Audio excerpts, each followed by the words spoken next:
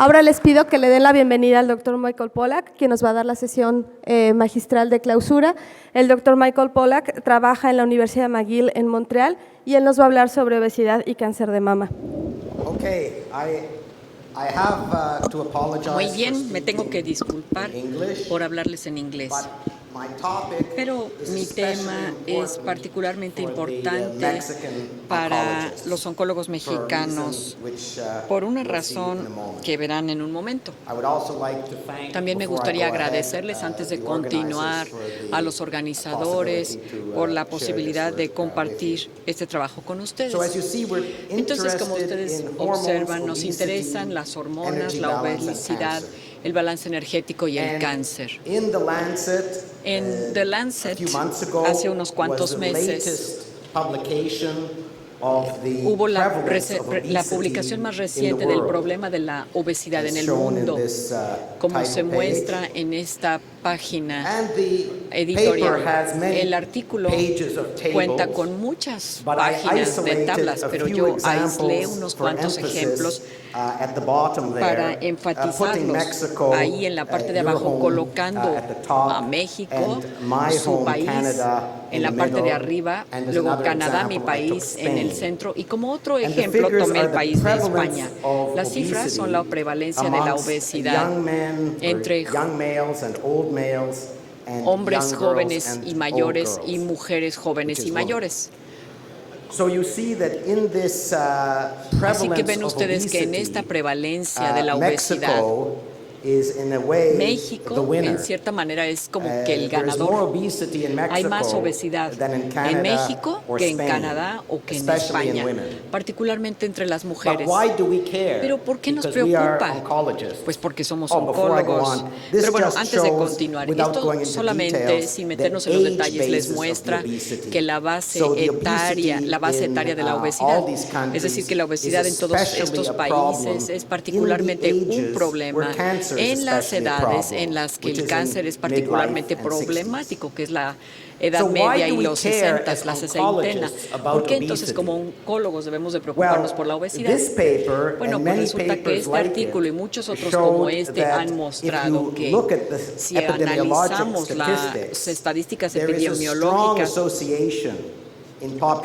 existe una fuerte asociación en las poblaciones entre la obesidad y la mortalidad por cáncer.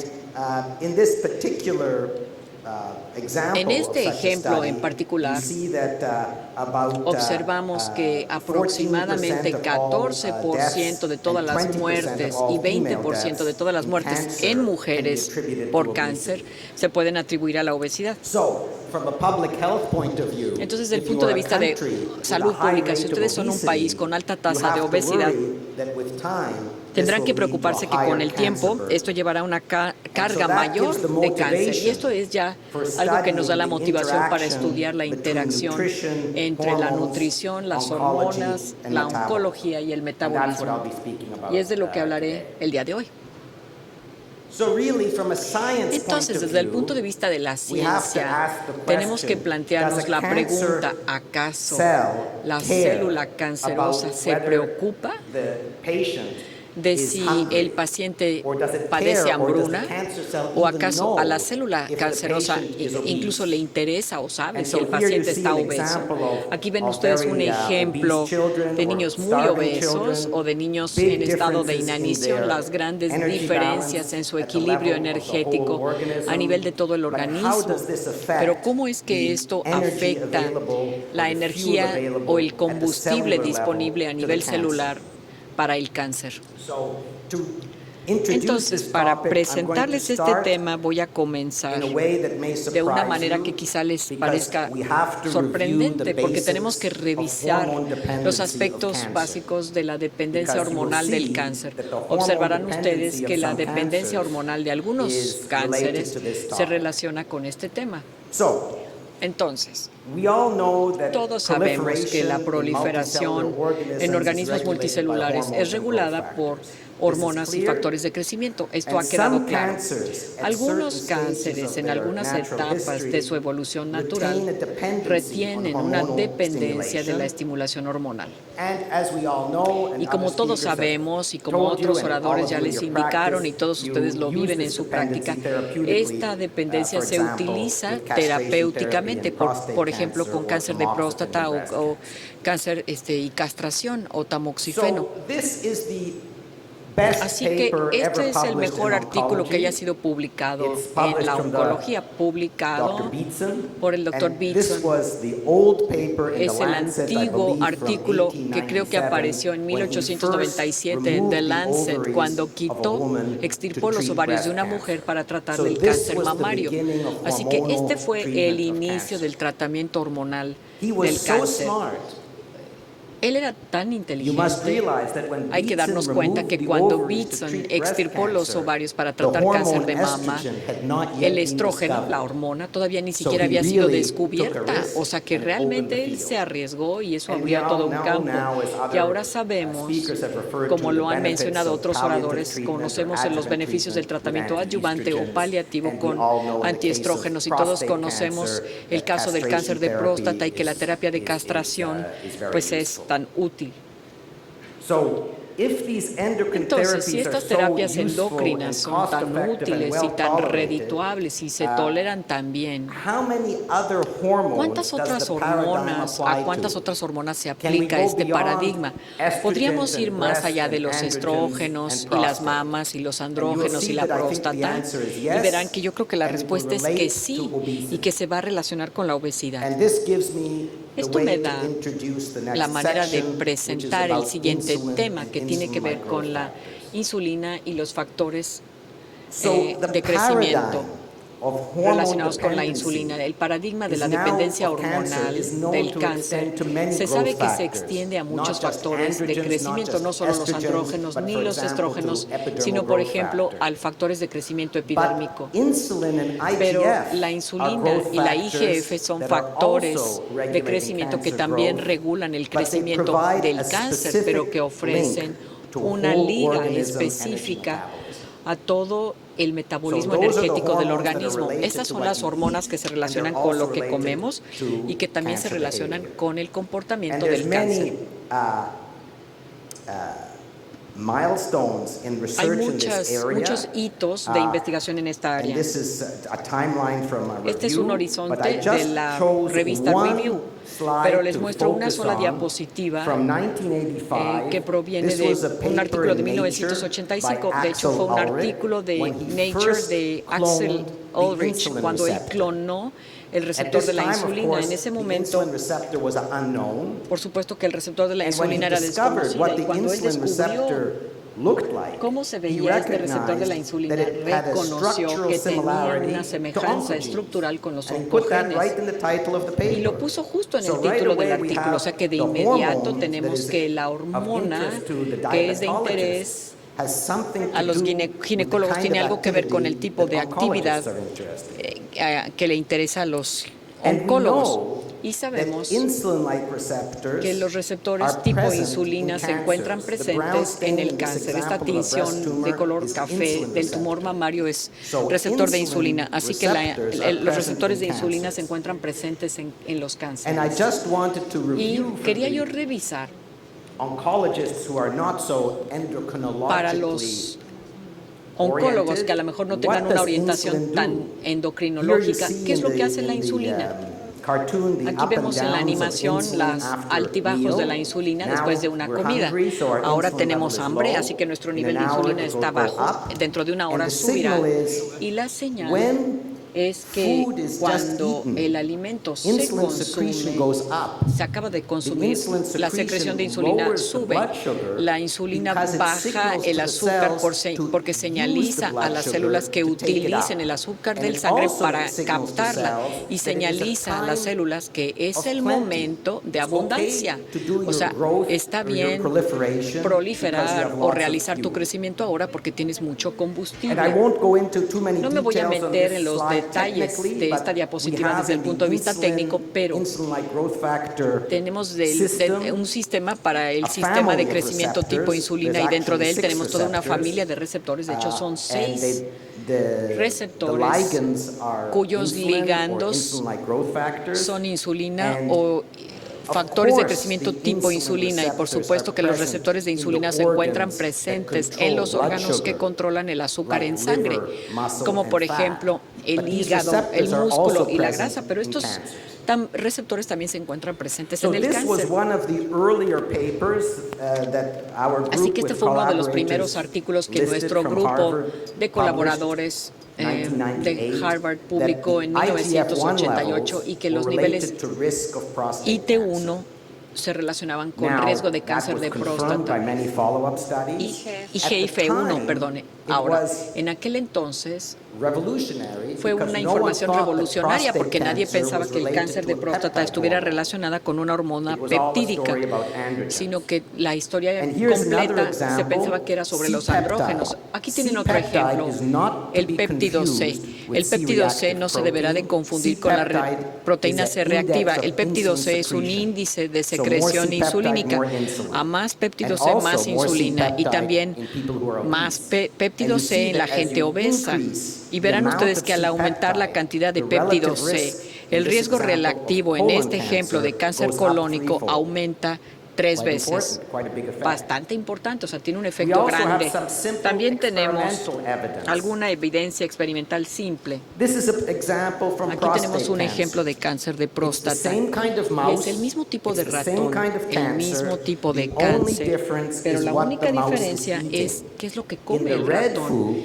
En la línea de alimento roja tienen comida chatarra, en la línea azul tienen alimento controlado. Es decir, que los animales que comen comida chatarra tienen una tasa de crecimiento tumoral mayor que los animales con dieta controlada. Y como se muestra del lado derecho, la dieta base de alimento chatarra, no sorprende, pues provoca más niveles de insulina. Esta es una diapositiva más técnica. Aquí el mensaje que quiero que se lleven de ella es que en los ejemplos de animales individuales con comida chatarra versus los de la dieta controlada, la activación de la vía AKT-mTOR es más sólida, más fuerte. O sea que es un efecto grande y es un efecto relacionado con la dieta, no con fármacos.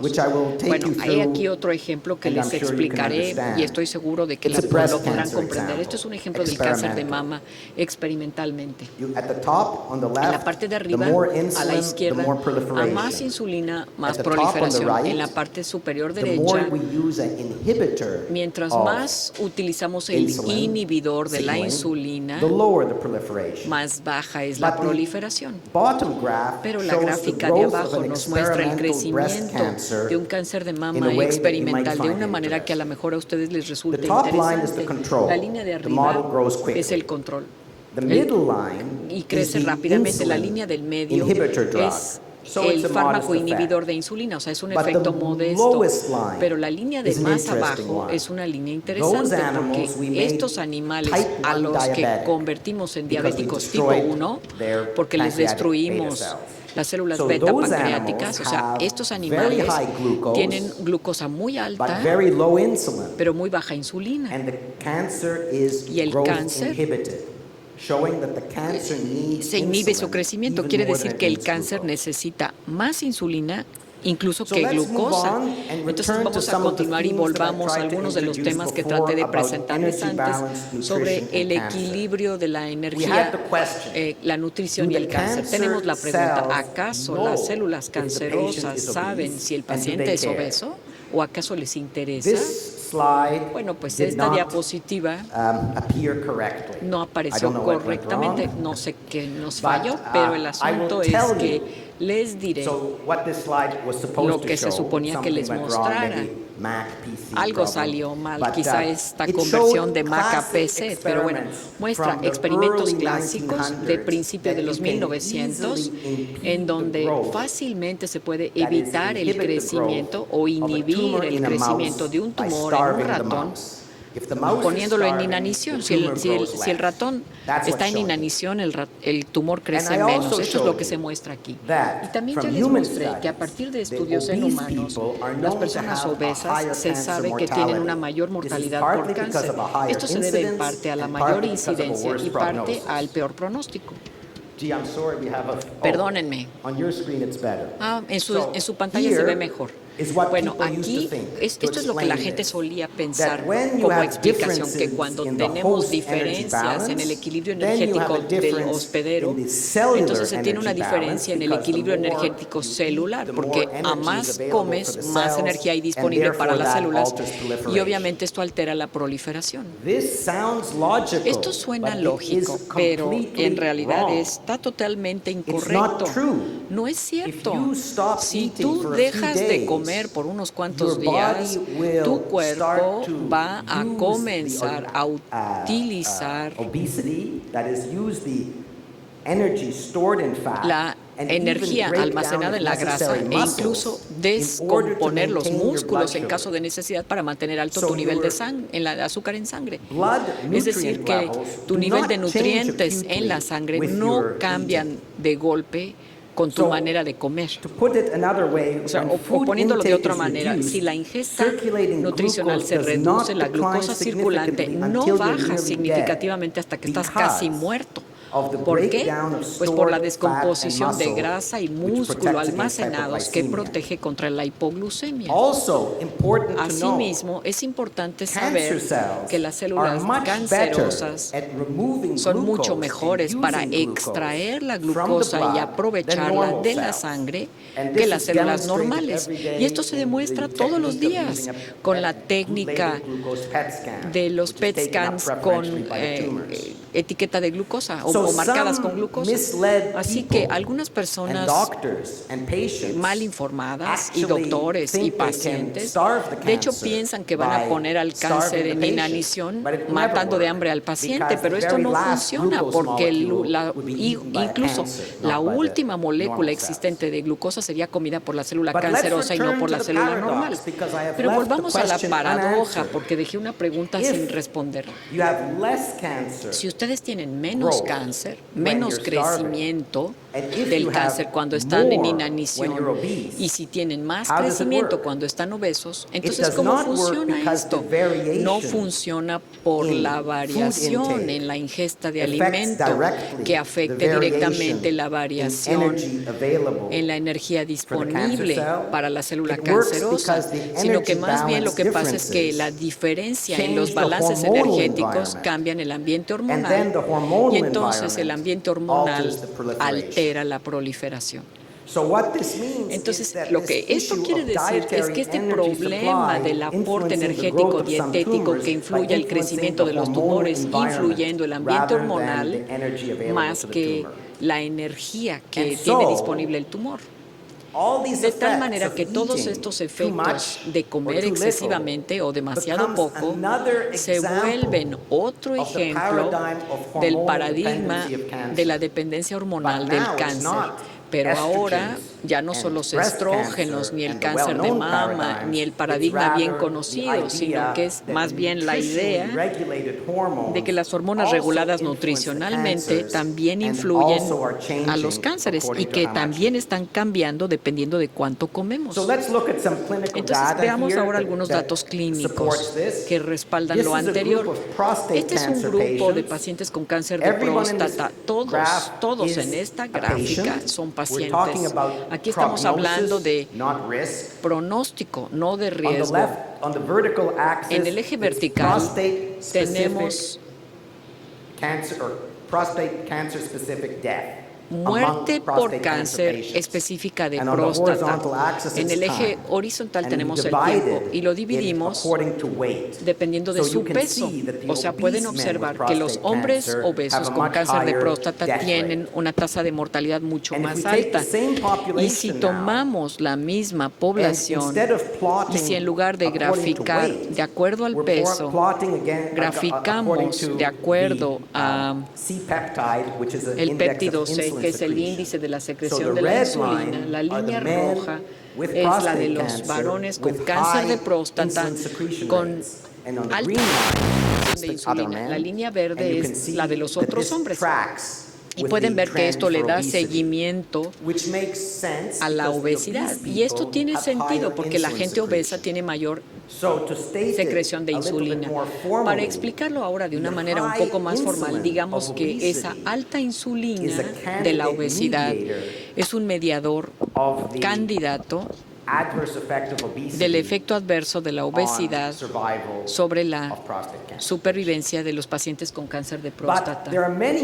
Pero existen muchas hormonas, no solamente las insulinas y los factores de crecimiento tipo insulina, que son regulados por la nutrición y que también tienen efecto en el cáncer. Algunas hormonas, como por ejemplo la leptina o adiponectina, también se apegan a estos criterios. Solo les mostré un par de ejemplos. Este es un estudio reportado de la hormona adiponectina y el riesgo de cáncer de páncreas. Ustedes tienen que saber como antecedente que cuando uno está más obeso tiene más riesgo de cáncer de páncreas. Esto es un hecho sabido. Ahora, la relación entre la adiponectina y la obesidad es la siguiente. Mientras menos obeso está uno, más alto su nivel de adiponectina. Y vemos aquí en la parte de abajo el descubrimiento de que a más adiponectina, menos cáncer. Y esto lo vemos también en la gráfica, que a medida que el nivel de adiponectina sube, el cáncer se vuelve menos común. Y recuerden que la gente obesa tiene menos de esta hormona protectora. Volviendo a la pregunta de que si acaso a las células cancerosas les interesa si el hospedero tiene hambre o no, pues sí les importa. Y como célula cancerosa sí saben si el hospedero tiene hambre o no por todas estas hormonas que el cáncer puede detectar. Y siempre hay además complejidades adicionales, ¿no? Ahora sabemos, como lo mostramos en el último punto en amarillo, que no todos los tumores son iguales que los demás en términos del grado en que la dieta sí hace diferencia. O sea, hay algunos tumores que crecen agresivamente, ya sea que comas mucho o comas poco, o si estás obeso o no. Todos hemos visto pacientes muy delgados con cánceres malísimos en nuestra práctica, pero sobre todo estadísticamente la tendencia es para más incidencia y peor pronóstico entre los obesos. Ahora, hay cierto trabajo en el que no me voy a adentrar que describe las características moleculares de tumores individuales que determinan si acaso ese tumor es uno que se vea muy afectado o menos afectado por la obesidad. Así que en estos últimos minutos les voy a hablar de la metformina, que es un fármaco antidiabético que muchos de ustedes han oído mencionar, ¿no? Y claro, también la energética celular y el cáncer. Es un tema muy interesante porque la metformina, bueno, hemos oído hablar de fármacos muy caros, ¿no? Pero la metformina es muy económico. ¿Acaso no sería fantástico que pudiéramos ayudarles a nuestros pacientes con un genérico y baratísimo además? Así que la hipótesis de que la metformina pueda ofrecerles algún beneficio a los pacientes de cáncer es interesante. Este es un artículo de revisión de la revista Nature recientemente publicado que refleja el gran interés que existe en este campo. Revisitando el objetivo de la biguanida. La metformina es una biguanida para tratar cáncer. Bueno, los antecedentes aquí es que esto es una molécula muy simple, ampliamente prescrita. De hecho, proviene o es derivada de compuestos de la lila, la planta de lila francesa. Cada mañana millones de personas en el mundo toman metformina por su diabetes tipo 2. Bueno, este es un ejemplo del tipo de investigación farmacoepidemiológica que creó ese gran interés. Esto ocurrió en el Reino Unido. Los diabetólogos se interesaban, es decir, diabetólogos muy interesados en saber por qué se estaban muriendo sus pacientes diabéticos, empezaron a analizar sus registros históricos y empezaron a observar cómo habían sido tratados por la diabetes. Por supuesto que algunos de los diabéticos murieron de cardiopatía o de enfermedad cerebrovascular o de cáncer y fueron indexando esto de acuerdo a su uso farmacológico. Y este es un ejemplo de lo que encontraron para la metformina. Fíjense que aquí, por ejemplo, en la parte de abajo vemos que dice que 40% de menor mortalidad por cáncer entre los diabéticos que utilizan metformina como tratamiento para la diabetes. Si esto fuera cierto, sería verdaderamente revolucionario. Pero quizá no sea cierto. Al cabo de los años, mucha gente ha tratado de replicar estos resultados tempranos, algunos con éxito, otros no. Y ha habido muchas controversias estadísticas de si acaso las estadísticas eran o no válidas. Y ustedes como clínicos saben que cuando hacen un análisis retrospectivo de sus registros clínicos, pues no es lo mismo que fuera un estudio clínico, ¿no? Así que bueno, sigue siendo una hipótesis y no sabemos cuáles serían las implicaciones para los no diabéticos, pero esto sigue siendo interesante y esto realmente nos hace pensar de si acaso existiría una plausibilidad. ¿Acaso sería lógico que un antidiabético pueda ayudarles a los pacientes de cáncer? Entonces, ¿qué es lo que hace la metformina? Bueno, pues resulta que la metformina hace algo bastante inesperado para los no especialistas. De hecho, es un veneno de la fosforilación oxidativa, o sea, envenena la función de la mitocondria. Ustedes saben que la mitocondria es la que quema fuentes de carbón como la glucosa para convertir o para producir en última instancia el ATP. Y entonces inhibe el complejo 1 de la cadena de oxidofosforilación de la mitocondria, pero no completamente. O sea, la inhibición completa de este proceso sería un veneno, como por ejemplo el cianuro.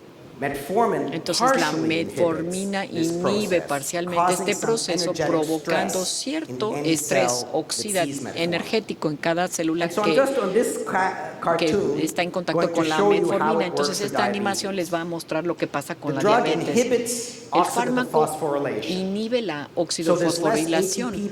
Hay menos ATP producida y menos ATP producida en los tejidos que tienen la metformina. Cuando uno toma metformina por vía oral, entra a la circulación del porta al hígado y el hígado es un centro de acción, o sea, se tiene estrés energético en el hígado. Cada hepatocito percibe que se está quedando sin energía y como consecuencia los sistemas de control se arreglan de tal manera que el hígado deja de producir glucosa a la circulación. Ese es el proceso de la gluconeogénesis inhibida. Y como el hígado es la fuente de mucha glucosa entre las comidas, pues de hecho cuando tenemos ese estrés energético provocado por la metformina, el hígado secreta menos glucosa, los niveles de glucosa se reducen y los niveles de insulina se reducen de manera secundaria.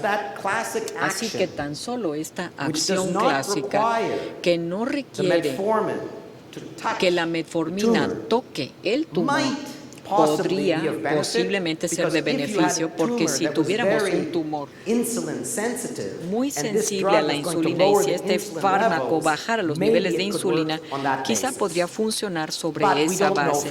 Pero no sabemos con certeza, porque acaso la disminución de la insulina es de una magnitud suficiente para hacer la diferencia. Esta es una pregunta todavía de respuesta desconocida. Tenemos evidencia experimental de que así es como podría funcionar. Esta es otra especie de experimento de comida chatarra. La línea de arriba, voy a simplificárselas por falta de tiempo, pero la línea de arriba nos muestra los animales que comen comida chatarra sin metformina. Es diferente de todas las otras líneas y cuando le damos metformina a esos animales, la tasa de crecimiento tumoral se reduce a toda la tasa de crecimiento de todos los demás tumores. Y si le damos a una rata con dieta normal metformina, no tiene ningún beneficio adicional. Ahora vemos del lado derecho como la dieta de control tiene baja insulina, le agregas la metformina y no hay cambio. Pero si le das dieta chatarra, se produce mucha insulina y luego la insulina línea baja con la metformina y la dieta chatarra. O sea que en pocas palabras protege contra el aspecto nefasto del comer excesivamente, pero si comes normalmente en este modelo, pues la metformina no te ayuda para nada. Bueno, ahora voy a lidiar con la posibilidad de que la metformina que ustedes toman por vía oral pueda, de hecho, alcanzar al tumor. Y esto nadie lo sabe. Pero si lo pudiera alcanzar, muchas cosas interesantes podrían ocurrir como mecanismo directo. Entonces, comenzamos con esta ilustración. Sabemos que la vía mTOR activa el crecimiento celular y sabemos que existe el sistema que se llama la vía AMPK, en donde el nivel energético de la célula es baja y se activa el AMP, lo que inhibe a mTOR a su vez. Esa es información como antecedentes para ustedes, es fisiología normal. Cuando tenemos en la parte inferior a la metformina reduce el ATP al inhibir la fosforilación oxidativa. Y esto aumentará la activación de AMPK que inhibirá la mTOR. Asimismo, la adiponectina, que recuerdan, les dije anteriormente, era protectora, también es un activador de AMPK, así es inhibidor de mTOR. En la parte superior incluí la obesidad ahora, porque recuerden que esta reduce la adiponectina, de manera que está reduciendo un factor de protección. Y como les dije anteriormente, la metformina, al inhibir la fosforilación oxidativa, causa estrés oxidativo energético, activando así el AMPK. Y la metformina, a su vez, como les dije, puede reducir los niveles de insulina circulante. Así que estos son los campos fisiológicos en donde podría actuar el fármaco. Como anteriormente los dije, simplemente para completar aquí otra vez, presuponemos en donde no tenemos datos de que el fármaco pudiera llegar a las células tumorales en concentraciones suficientes y causar estrés energético en el cáncer que actuaría hacia la inhibición de crecimiento. Así que tenemos evidencia experimental de que esto puede funcionar y fue muy estimulante junto con el hecho de la epidemiología del fármaco, porque responden a la metformina, pues actúa sobre células tumorales específicas para inhibir el crecimiento, de acuerdo con este experimento. Pero hay un problema con estos datos. Estas concentraciones que presentan un efecto de inhibición del crecimiento en el laboratorio son mucho más altas que las concentraciones de los pacientes cuando toman metformina. Este artículo surgió de Chicago hace unos meses y voy a simplificar nuevamente, por falta de tiempo, su interpretación, pero nuevamente aumenta la esperanza porque estos ratones tuvieron un tumor colónico experimental y fueron tratados con metformina oral bajo las condiciones controladas que no voy a entrar a detallar con ustedes, todos estos brazos que parecen bien con un crecimiento rápido.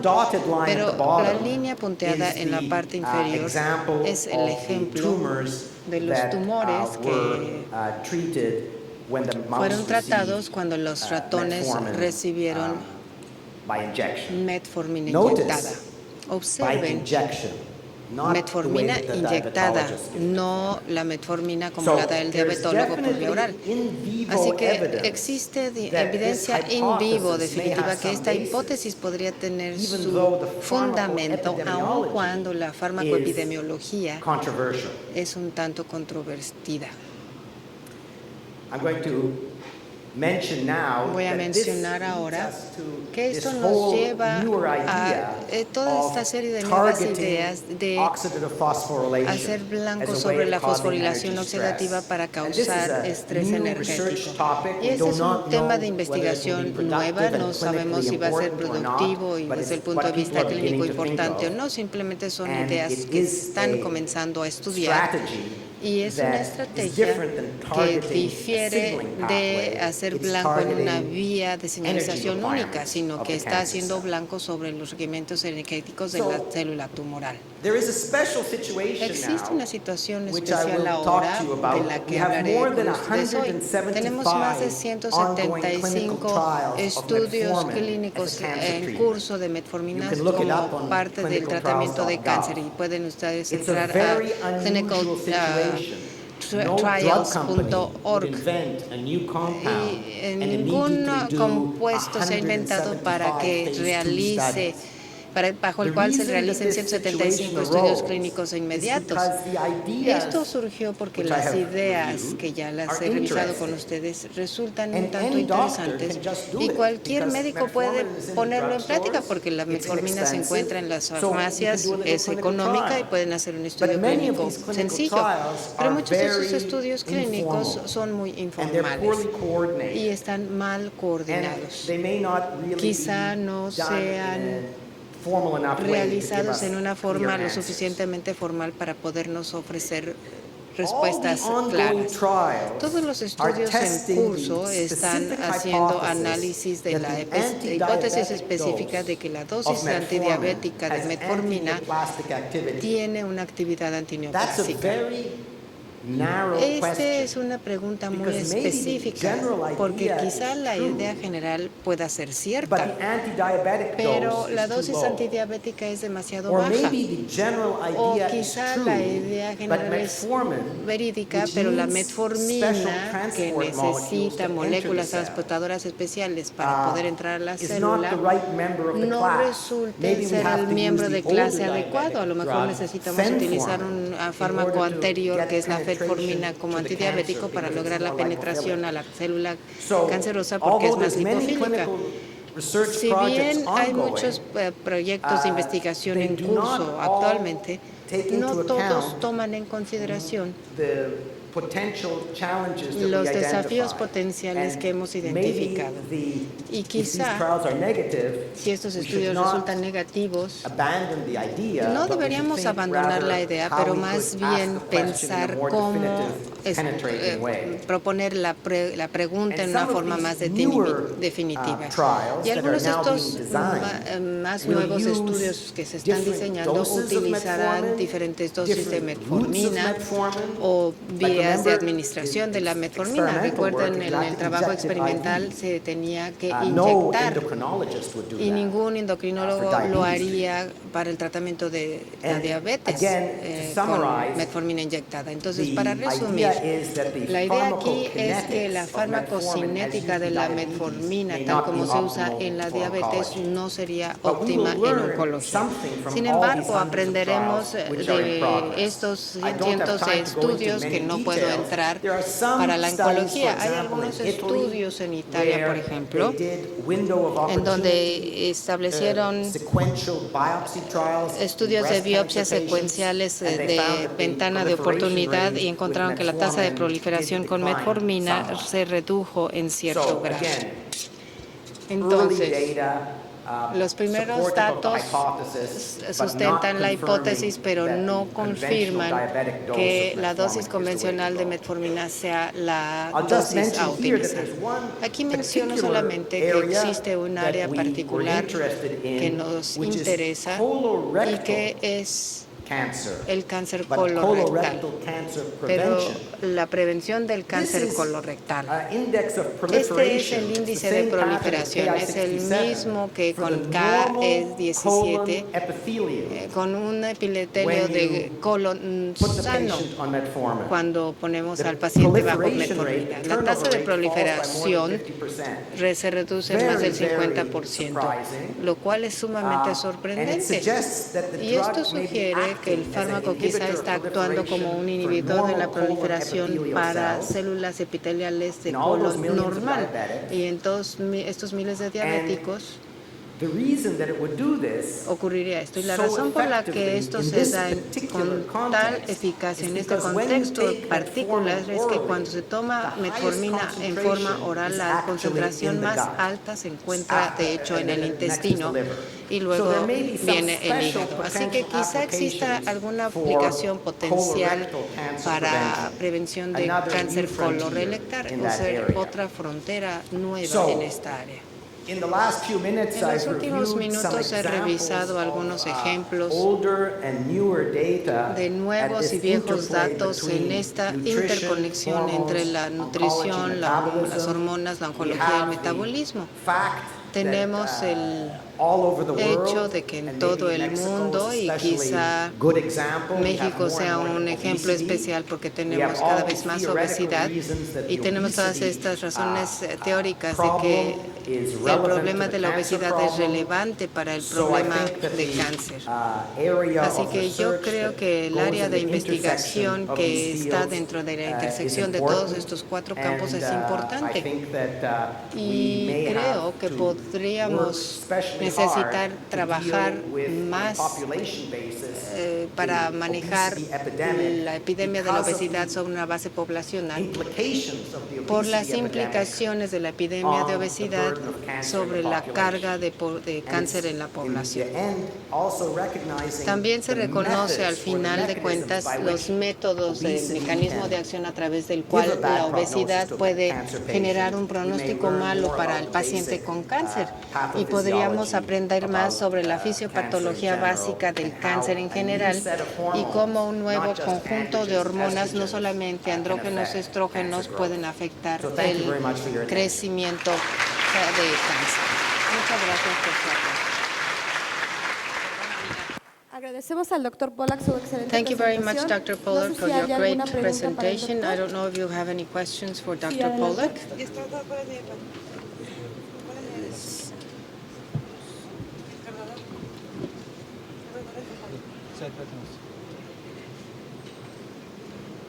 Se necesita, por favor, el uso de los micrófonos. Muchas gracias Thank you very much. por la excelente presentación y bienvenido a Thank you México. for your presentation and welcome to Mexico. Pues sí, definitivamente la obesidad en Norteamérica Definitely, es un obesity problema in de salud North pública, America is a public health principalmente en problem, México, que particularly in desafortunadamente somos Mexico. campeones junto con Estados Unfortunately, we Unidos are en the obesidad y champions together consumo with the de United bebidas States in azucaradas, obesity, para lo cual pues ya se and tienen medidas sugar content preventivas, que es lo más food importante. La medicina preventiva pues beverages, and sabemos we es la have mejor que preventive existe, y en measures. We know efecto that el preventive mejor medicine ejemplo is the pues best los thing that we países que can do, tienen and the pocos best example recursos, is que hacen those la medicina preventiva como uno de low-income los mejores patients modelos who, a nivel countries mundial. that No diré nombres de apply los preventive países. courses Bueno, or programs muy have interesante the least el obesity punto, rate. And I will not name the countries. un punto Something de la very interesting carcinogénesis acerca in de la dieta carcinogenesis with y el regards to enfoque diet hormonal and the hormonal que se le da, sobre todo con estas dietas tan considering occidentalizadas que tenemos en los these últimos años. westernized diets Para bien that y we para mal, see primero para mal, in pero this después past para few bien. years.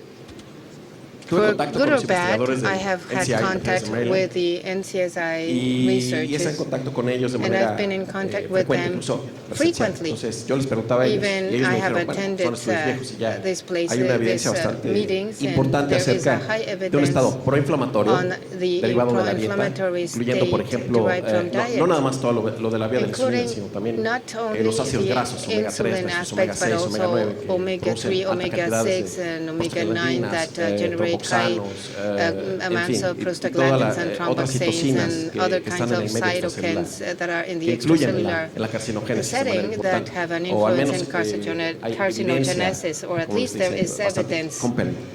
that is quite compelling. Además, la producción de Likewise, radicales libres en aquellos organismos the que tienen presence of free radicals in those un consumo excesivo de individuals calorías, with high pues intake también of está calories bien documentado. is Pero well documented as una well. pregunta que yo me he quedado también y que tiene que ver con la question dieta that I've, es, y continued todos los días en mi práctica raising clínica, that has to o do bueno, with diet. de manera frecuente me preguntan, ¿qué tan cierto es Because aquello I'm de un frequently estado asked, how true is it that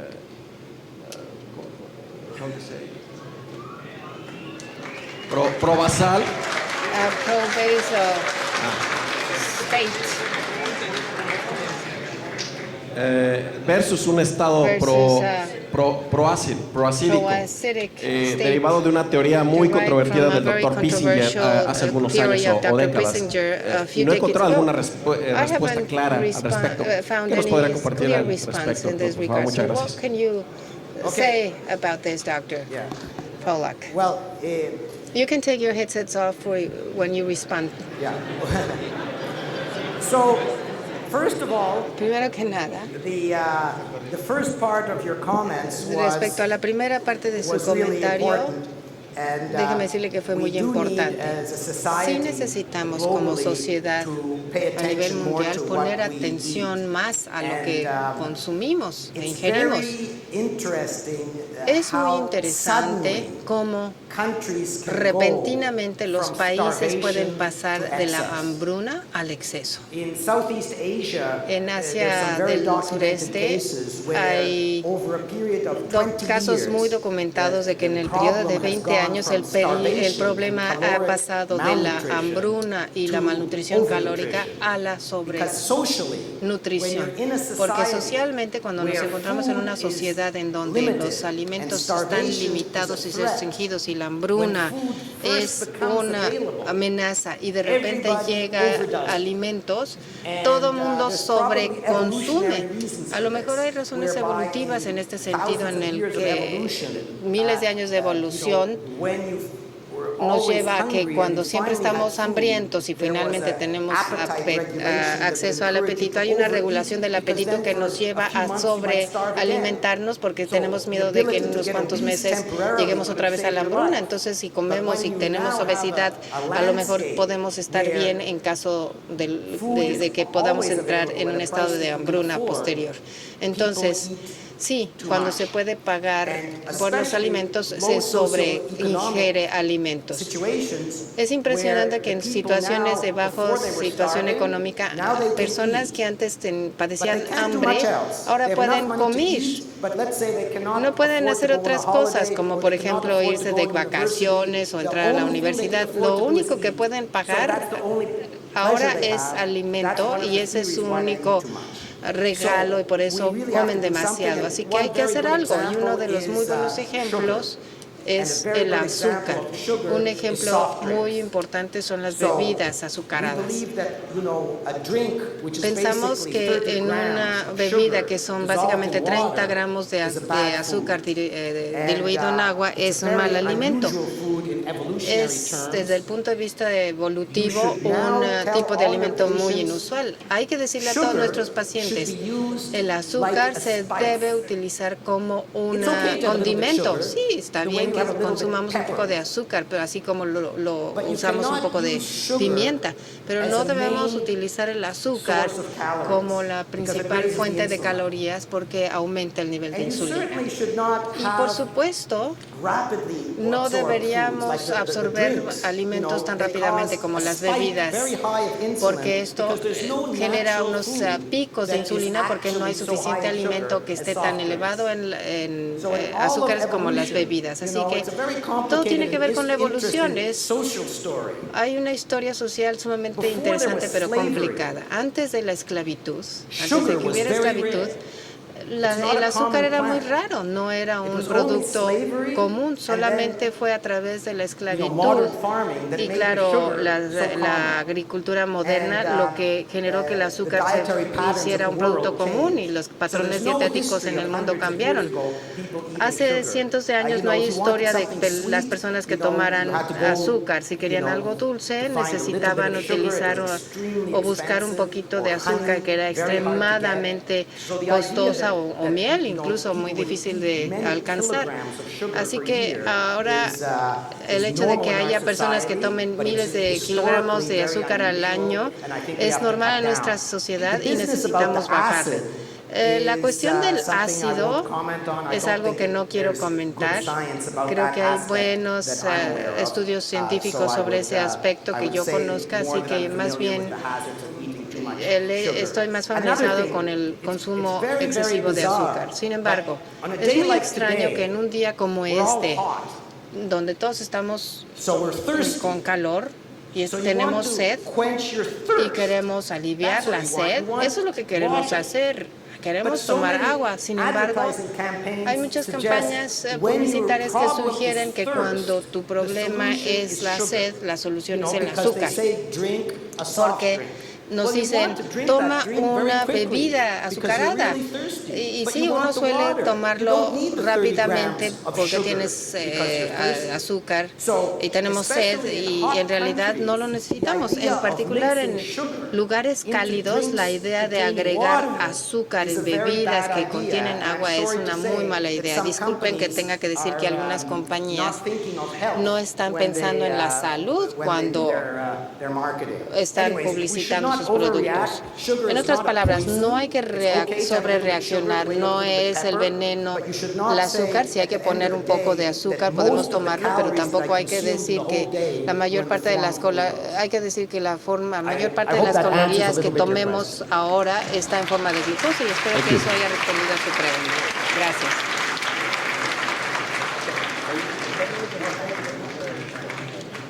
Bueno, agradecemos muchísimo la We presencia would del like Dr. to Pollack thank y ahora Dr. invitamos a Pollack la very doctora much for Laura his Torrecillas attention, para and we would proceder a like la to ask ceremonia de Dr. clausura. Torrecillas Gracias. to come up to the stage for the closing remarks.